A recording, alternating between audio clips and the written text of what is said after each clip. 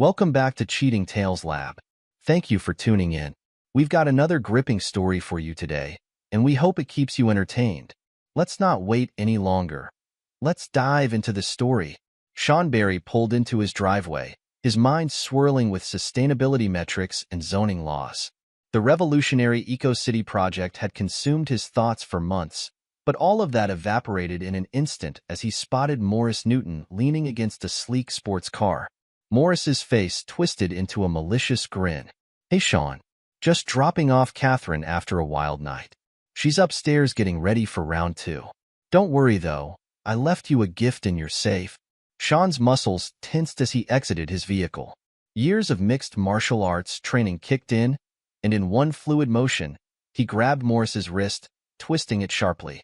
Morris dropped to his knees, howling in pain as gravel bit into his skin. Sean leaned in close, his voice a low growl. "That's just the appetizer. You backstabbing piece of shit."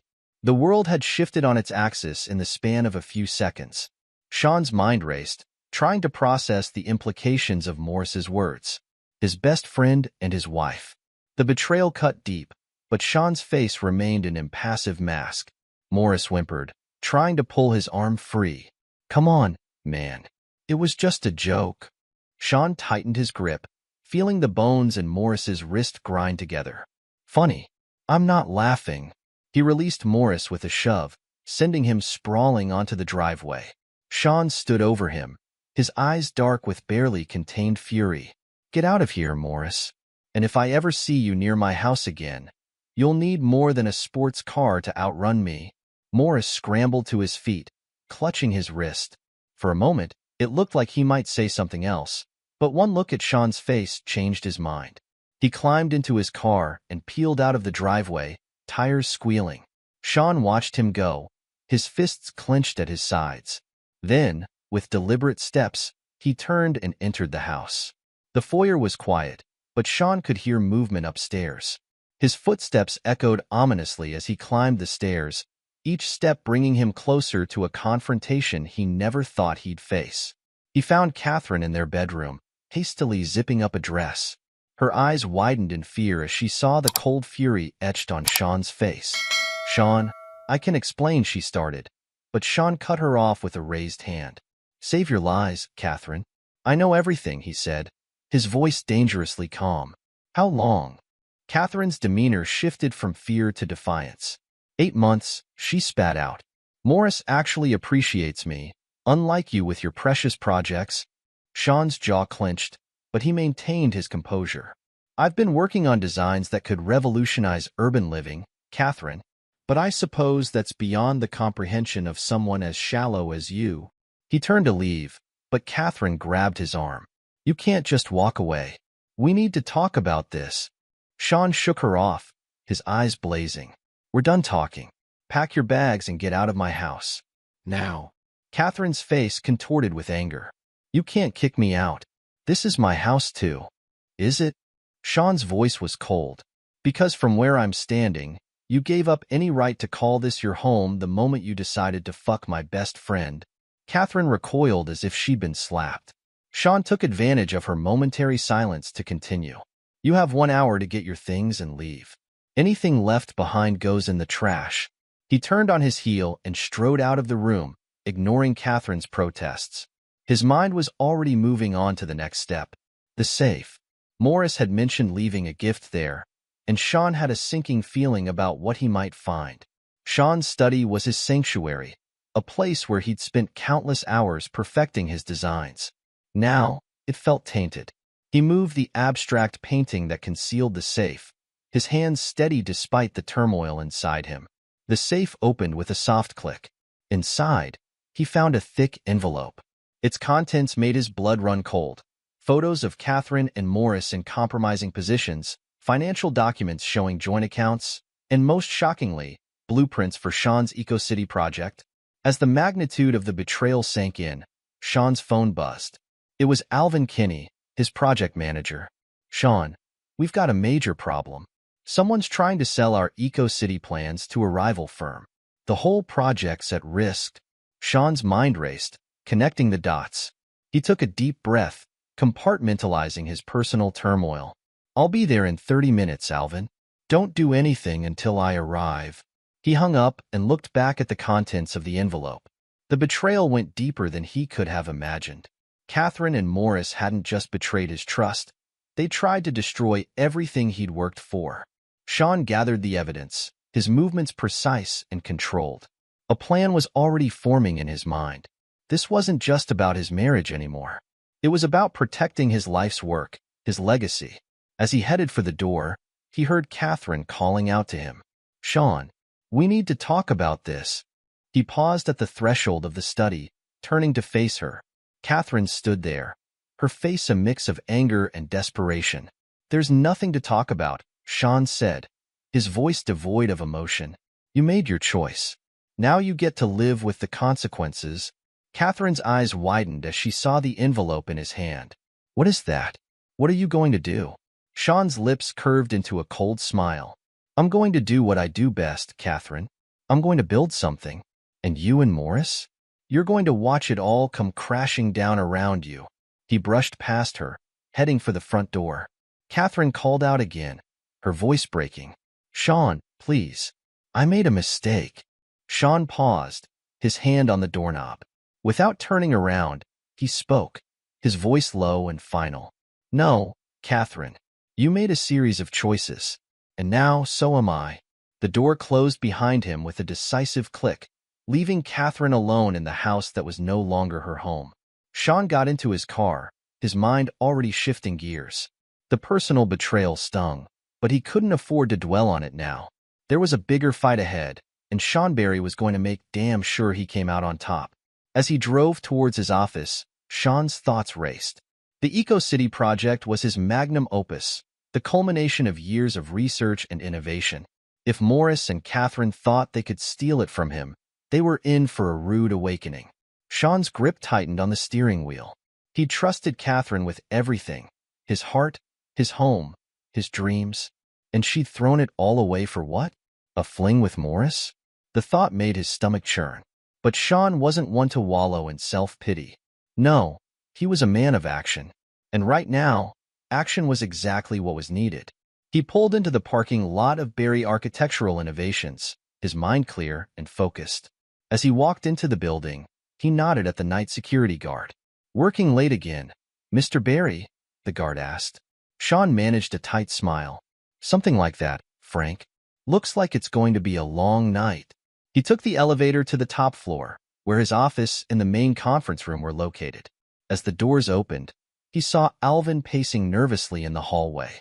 "Sean, thank God you're here," Alvin said, his face pale with worry. "I've been going over the security logs, and it looks like someone accessed our servers remotely last night. They copied a huge amount of data, including all the EcoCity plans." Sean's jaw tightened. "I know who did it, Alvin, and we're going to stop them." Alvin's eyes widened. "You know? Who was it?" Sean ushered Alvin into the conference room, closing the door behind them. "It was Morris. And my wife." Alvin's jaw dropped. "Catherine? But why?" "That's what we're going to find out," Sean said, his voice hard. "But first, we need to secure our project. Call Jamie, get her down here. We're going to need legal counsel for what comes next." As Alvin hurried to make the call, Sean spread out the contents of the envelope on the conference table. The photos made his stomach turn, but he forced himself to look at them clinically. Evidence. That's all they were now. Jamie Rodriguez arrived 20 minutes later, looking sharp despite the late hour. Her eyes widened as she took in the scene. "What's going on, Sean?" she asked, her voice cautious. Sean gestured to the documents on the table. "We've got a situation. Morris and Catherine have been working together to steal our EcoCity plans. They've already accessed our servers and copied the data." Jamie's professional demeanor slipped for a moment, shock evident on her face. But she quickly composed herself, moving to examine the documents. "This is quite damning," she said after a few moments. "But Sean, you want to pursue this? It could get very messy very quickly."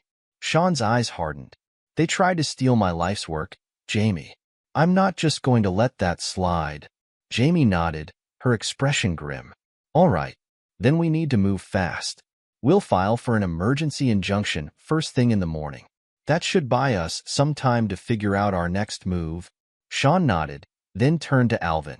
I need you to go through every line of code, every blueprint, every scrap of data related to the EcoCity project.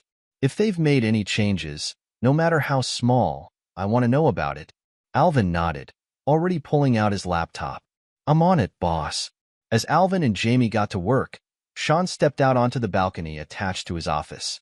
The city sprawled out before him, a glittering tapestry of lights. Somewhere out there, Catherine and Morris were probably celebrating their supposed victory. Sean's hands gripped the railing, his knuckles white. They thought they'd won. They thought they'd beaten him. But Sean Barry didn't go down without a fight. And this fight? It was just beginning. He turned back to the conference room, where Alvin and Jamie were hunched over their work. This was his team, his real family. And together, they were going to make Catherine and Morris regret the day they ever crossed Sean Barry.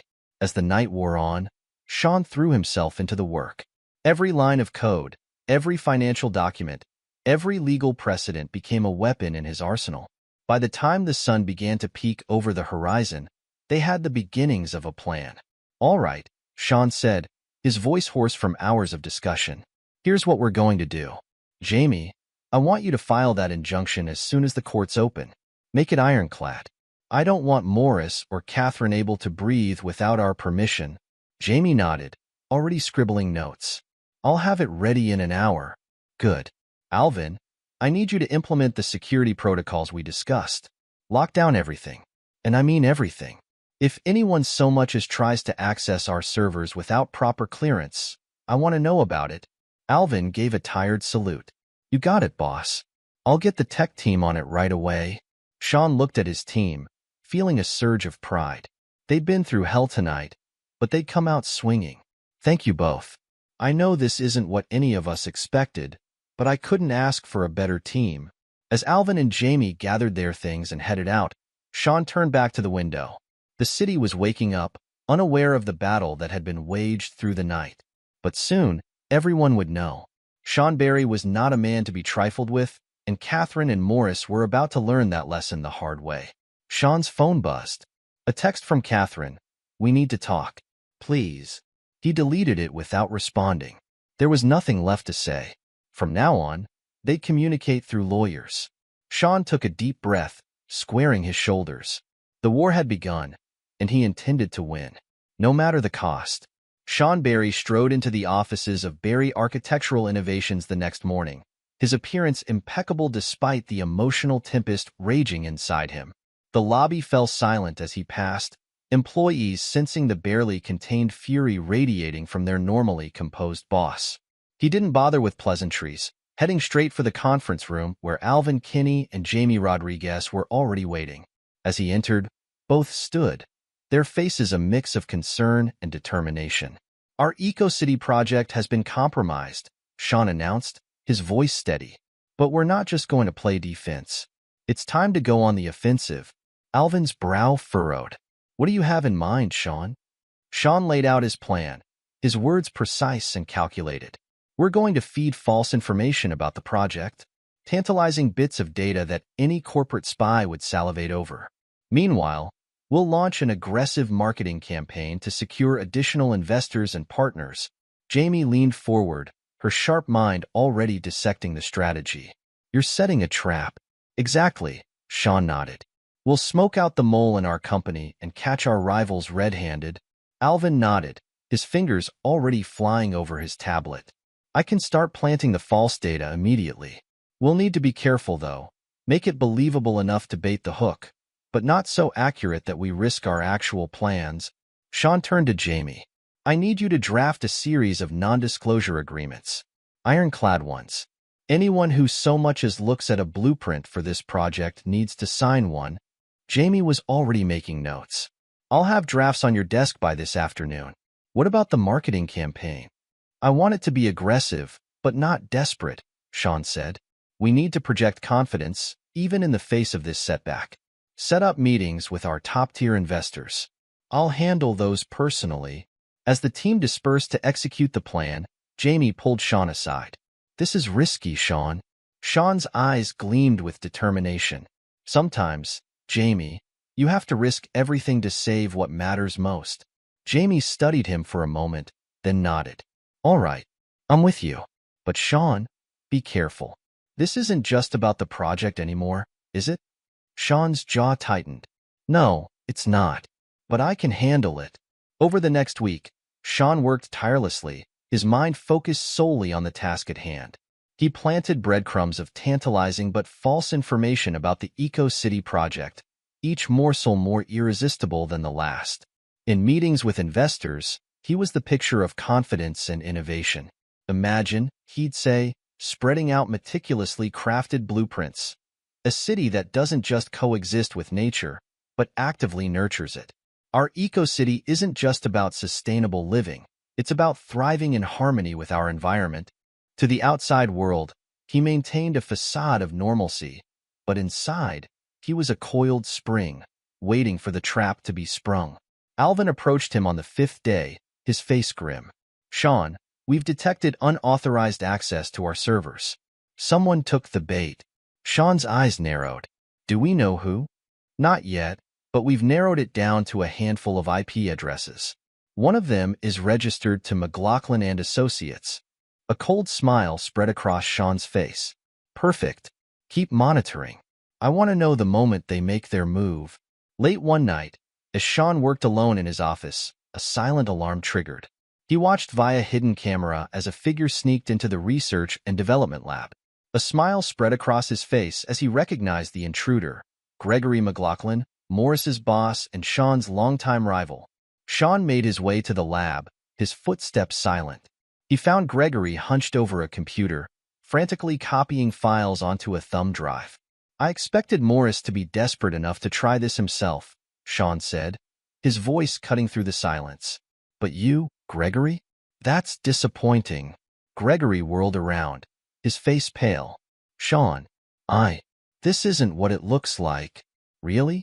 Because it looks like corporate espionage to me. Gregory's shock quickly morphed into a sneer. Your precious eco-city was never going to work, Sean. We're just redistributing the good ideas. Oh, I think you'll find those good ideas aren't quite what you expected, Sean replied as security guards entered the room. Enjoy explaining corporate espionage charges to a judge. As Gregory was led away in handcuffs, Sean allowed himself a moment of satisfaction. Phase 1 of his plan was complete, but the personal betrayal still needed to be addressed. The next morning, Sean called an emergency board meeting. As he laid out the events of the previous night, he could see the shock and outrage on the faces of his fellow board members. Ladies and gentlemen, Sean concluded, this attempt at corporate espionage has only strengthened my resolve. Our Eco-City project isn't just innovative. It's revolutionary enough that our competitors are willing to risk everything to get their hands on it. I propose we double down on our efforts. Increase our security, yes, but also accelerate our timeline. Let's show the world what Berry Architectural Innovations is capable of. The board's approval was unanimous. As the meeting adjourned, Sean felt a surge of momentum. The trap had been sprung, and now it was time for the next phase of his plan. The annual Architectural Innovation Gala was just days away, and Sean knew it would provide the perfect stage for the next act of his revenge. He spent hours with his tailor, ensuring his tuxedo was perfectly fitted. Every detail had to be immaculate. On the night of the gala, Sean arrived alone, cutting a striking figure in his bespoke tuxedo. Whispers followed him as he made his way through the crowd. News of his separation from Catherine had spread through the industry grapevine like wildfire. He mingled effortlessly, shaking hands and making small talk. To anyone watching, he appeared to be the very picture of a successful, confident businessman. But his eyes never stopped scanning the room, waiting for his targets to arrive. Midway through the evening, Catherine and Morris made their entrance, clearly intending to flaunt their relationship. Catherine wore a daring red gown that left little to the imagination, while Morris sported a smug grin along with his rented tux. Sean watched them from across the room, his face impassive. He saw the way Catherine's eyes darted around nervously, the forced nature of her smile. Morris, on the other hand, seemed to be reveling in the attention, his arm wrapped possessively around Catherine's waist. Sean approached the couple, champagne flute in hand. Catherine Morris, How good of you to come. I was hoping you'd be here. Catherine's eyes narrowed suspiciously. What are you playing at, Sean? Oh, I just wanted to share some news with my dear wife and best friend, Sean replied, his voice dripping with sarcasm. He tapped a spoon against his glass, calling for attention. The room fell silent, all eyes turning to Sean. He could feel the weight of their gazes, the anticipation in the air. This was his moment, and he intended to make it count.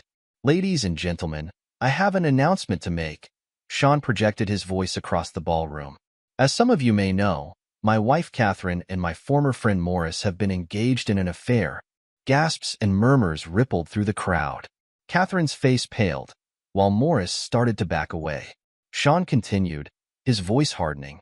What you may not know is that they also attempted to steal proprietary designs from my firm.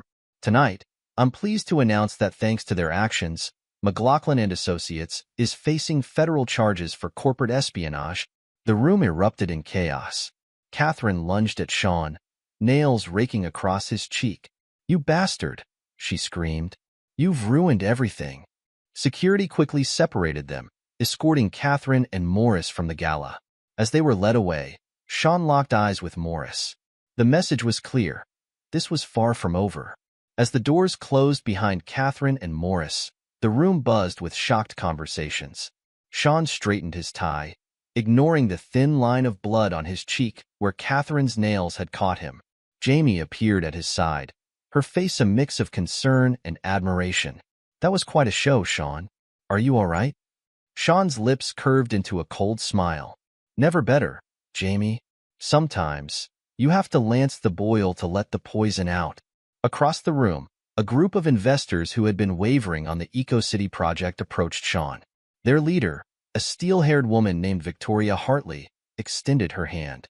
Mr. Barry, I must say, your handling of this situation has been impressive. Perhaps we should revisit our discussions about the EcoCity project. Sean shook her hand firmly. I'd be delighted, Ms. Hartley. Shall we set up a meeting for next week? As Victoria nodded her agreement, Sean caught sight of his reflection in a nearby mirror. The man staring back at him was harder, colder than the one who had entered this ballroom. But he was also stronger. Catherine and Morris had tried to break him, but instead, they'd forged him into something more formidable. The gala continued around him, but Sean's mind was already racing ahead. This was just the beginning. He had exposed the rot at the core of his personal and professional life. But now came the real challenge, rebuilding everything better and stronger than before. As he mingled with the crowd, accepting condolences and fielding business propositions with equal grace, Sean felt a sense of clarity he hadn't experienced in months. The betrayal had cut deep, but it had also freed him. No more distractions, no more divided loyalties. From now on, Sean Barry would be focused on one thing and one thing only: success. The night wore on, a blur of handshakes and meaningful glances. By the time Sean left the gala, his phone was filled with messages from potential investors and partners, all eager to align themselves with the man who had so decisively outmaneuvered his opponents. As his car pulled away from the venue, Sean looked back at the glittering lights of the ballroom. He had entered as a wronged husband and emerged as a force to be reckoned with. Catherine and Morris thought they had won, but their victory was as hollow as their morals. In the days following the gala, Sean threw himself into his work with renewed vigor. The EcoCity project, far from being derailed by the attempted theft, had gained a new level of prestige. Investors who had been on the fence were now clamoring to be part of what they saw as a game-changing venture. Sean sat in his office, reviewing the latest projections with Alvin. The numbers were promising, but Sean wasn't satisfied. We need to push harder, he said, tapping his pen against the desk. This isn't just about building a sustainable city anymore. It's about redefining what's possible in urban development. Alvin nodded, making notes. I'll get the team to revise the plans. We can probably increase the green space by another 15% if we reconfigure the transportation grid. Do it, Sean said. And I want daily progress reports. We're not just going to meet our deadlines. We're going to beat them. As Alvin left, Jamie entered, a stack of papers in her hand. Sean, I've got the latest on the McLaughlin case. The prosecutors are pushing for the maximum sentence. Gregory's looking at serious jail time. Sean leaned back in his chair, a satisfaction settling over him. Good. Make sure our legal team gives them whatever they need. I want this to be airtight. Jamie hesitated for a moment. There's something else. Catherine's lawyer reached out. She's asking for a meeting to discuss the divorce settlement. Sean's jaw tightened. Tell them my terms haven't changed. She gets nothing beyond what the prenup stipulates. If she doesn't like it, she can try her luck in court. As Jamie left, Sean turned to look out the window at the city skyline. Somewhere out there, Catherine and Morris were dealing with the fallout of their actions. He allowed himself a moment to imagine their distress, their growing realization of just how badly they had miscalculated. But Sean didn't dwell on it for long. He had a city to build, an empire to expand. Catherine and Morris were already becoming distant memories, cautionary tales in the story of his success. He turned back to his desk, pulling up the latest designs for the eco-city. There was work to be done, and Seanberry was just getting started. In the weeks following the gala, Catherine and Morris's lives began to unravel like a cheap sweater. Morris, now unemployed and under investigation, grew increasingly paranoid and volatile. His once smug grin had morphed into a permanent scowl, his eyes darting nervously whenever he ventured out in public. Catherine, for her part, found herself abruptly shunned by her social circle. The women who had once fawned over her designer outfits and lavish parties now crossed the street to avoid her. Her credit cards were declined with embarrassing frequency, cutting her off from the luxurious lifestyle she had come to see as her birthright. One particularly humiliating afternoon, Catherine stood in line at a high-end boutique, arms laden with dresses she couldn't afford. As the cashier swiped her card, Catherine's heart raced. The machine beeped, an angry red light flashing. "I'm sorry, ma'am," the cashier said, not sounding sorry at all. "Your card's been declined." Catherine felt the eyes of the other customers boring into her. "There must be some mistake," she stammered. "Try it again." The cashier did, with the same result. Catherine's face burned as she slunk out of the store, empty-handed and humiliated. Meanwhile, Morris wasn't faring much better. His laptop had been seized as evidence, his phone was probably tapped, and he jumped at every unexpected noise. The strain was beginning to show in the deep lines etched around his mouth and the gray creeping into his temples. One evening, as rain lashed against the windows of the cheap motel room they now called home, Morris paced like a caged animal. "This is all your fault," he spat at Catherine. "If you hadn't been so obvious about the affair." Catherine's eyes flashed. "My fault? You were the one who convinced me to steal Sean's designs. You said it would be easy money." Morris's hand twitched, as if he wanted to slap her. "Well, if you hadn't been such an incompetent thief." Their bickering was interrupted by a knock at the door. Both froze, exchanging panicked glances. Morris approached the door cautiously, peering through the peephole. His shoulders sagged with relief as he recognized the visitor. "It's just the pizza guy," he muttered, fumbling for his wallet. But as he opened the door, two men in dark suits pushed their way in. "Morris Newton?" one asked, flashing a badge. "We have some questions about your involvement in a corporate espionage case." As Morris was led away in handcuffs, Catherine sat on the bed, her head in her hands. How had it all gone so wrong? Across town, Seanberry sat in his home office, reviewing the latest updates on the EcoCity project. The betrayal had only fueled his determination, and the plans were more ambitious than ever. He was so engrossed in his work that he almost missed the sound of breaking glass downstairs. Sean's body tensed, years of martial arts training kicking in. He moved silently through the darkened house, following the sound of muffled voices coming from his study. "We have to do something, Morris." Catherine's voice was shrill with panic. "He's destroying us." "Keep your voice down," Morris hissed. "I have a plan.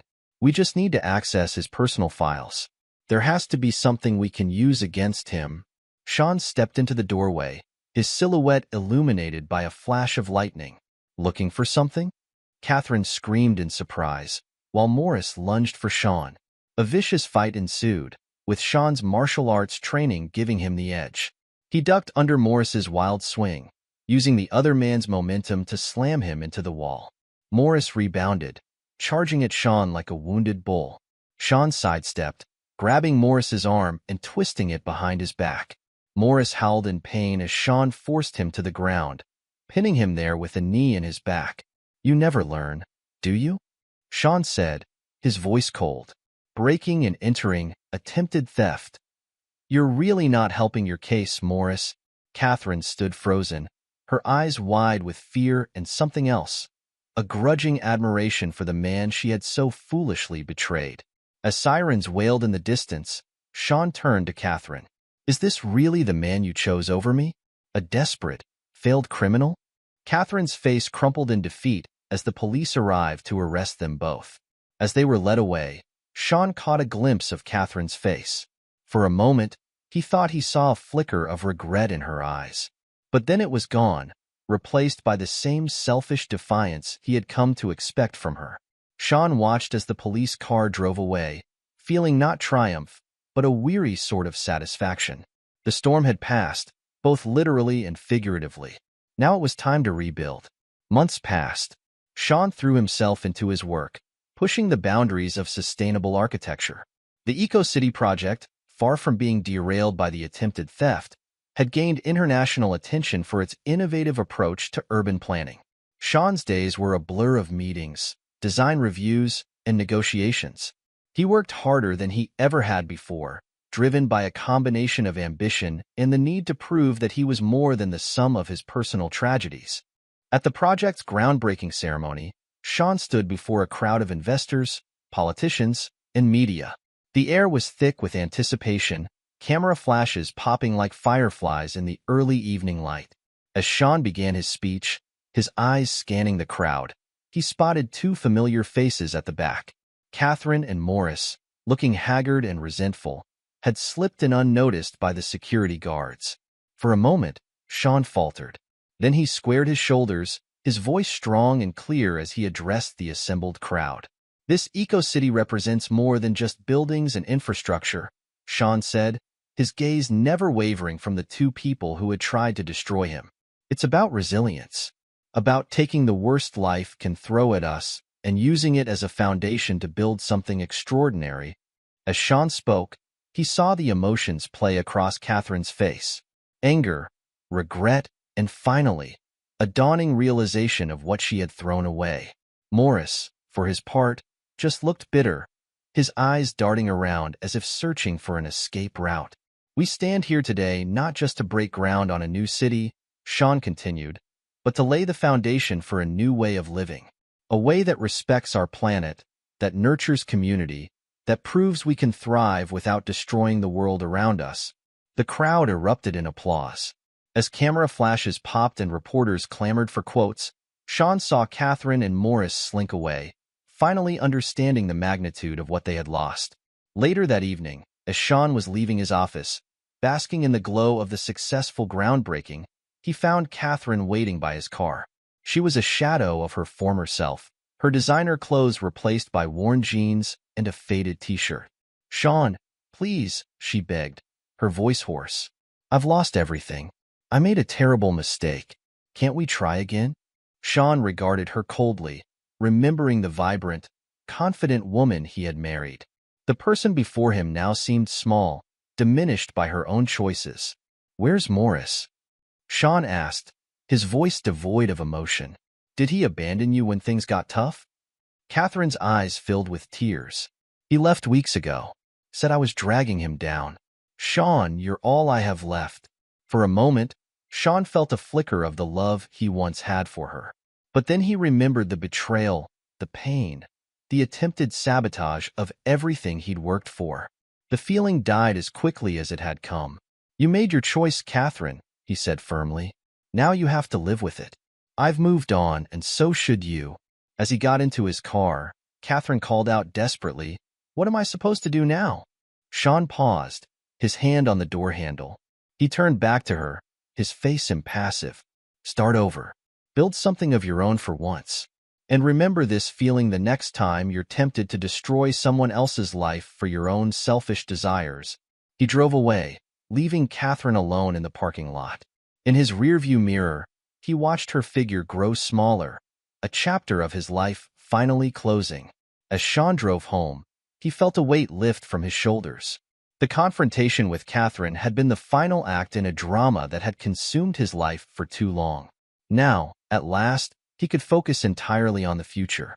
The Eco-City project consumed Sean's days and nights over the next year. He pushed himself and his team harder than ever, determined to create something truly revolutionary. The setbacks and challenges were numerous, but Sean met each one head-on, his resolve strengthened by the trials he had overcome. Finally, after months of grueling work, the first phase of the Eco-City was complete. Sean stood at the window of his new penthouse, overlooking the burgeoning metropolis. Solar panels glinted on rooftops, while green spaces bloomed between the sleek, sustainable buildings. It was more than just a city. It was a vision of the future made real. Sean's firm was thriving, his innovative designs reshaping skylines across the world. The betrayal that had once threatened to destroy him had become the crucible from which his greatest achievements were born. On his desk sat a letter, an invitation to be a keynote speaker at an international architecture symposium. As he picked it up, a small news clipping fell out. Curious, Sean unfolded it. It was a small article about a local community center offering job training programs. In the grainy photo, he spotted a familiar face, Catherine, volunteering as a receptionist. Sean allowed himself a small smile. The wound of betrayal had healed, leaving behind not a scar, but a badge of resilience. He had emerged stronger, wiser, and more successful than ever before. As he turned back to the window, gazing out at the city he had helped shape, Sean Barry felt a sense of peace settle over him. The past was behind him, the future stretching out bright and full of possibility. And as the sun set over his Eco-City, painting the sky in shades of orange and pink, Sean knew that the best was yet to come. 1 year later, Sean stood at the window of his new penthouse, overlooking the burgeoning Eco-City. His firm was thriving, his innovative designs reshaping skylines across the world. The betrayal that once threatened to destroy him had become the crucible from which his greatest achievements were born. On his desk sat a letter, an invitation to be a keynote speaker at an international architecture symposium. As he picked it up, a small news clipping fell out. It was a small article about a local community center offering job training programs. In the grainy photo, he spotted a familiar face, Catherine, volunteering as a receptionist. Sean allowed himself a small smile. The wound of betrayal had healed, leaving behind not a scar, but a badge of resilience. He'd emerged stronger, wiser, and more successful than ever before. As for Catherine, her fall from grace had been swift and merciless. After the failed break-in attempt, she'd served a short sentence for her role in the corporate espionage. Upon release, she found herself shunned by her former social circle and struggling to rebuild her life. The receptionist position at the community center was a far cry from her previous lifestyle, but it was a start. Morris hadn't fared much better. His involvement in the espionage case had led to a longer prison sentence. Upon his release, he found himself unemployable in his former field, his reputation in tatters. Last Sean had heard, Morris was working as a night janitor at a small office building, a far cry from his former executive position. As Sean turned back to the window, gazing out at the city he'd helped shape, he felt no lingering anger towards Catherine or Morris. Their actions had set him on a path to greater success than he'd ever imagined. And as the sun set over his Eco-City, painting the sky in shades of orange and pink, Sean Barry knew that the best was yet to come. This is where our story comes to an end. Share your thoughts in the comment section. Thanks for your time.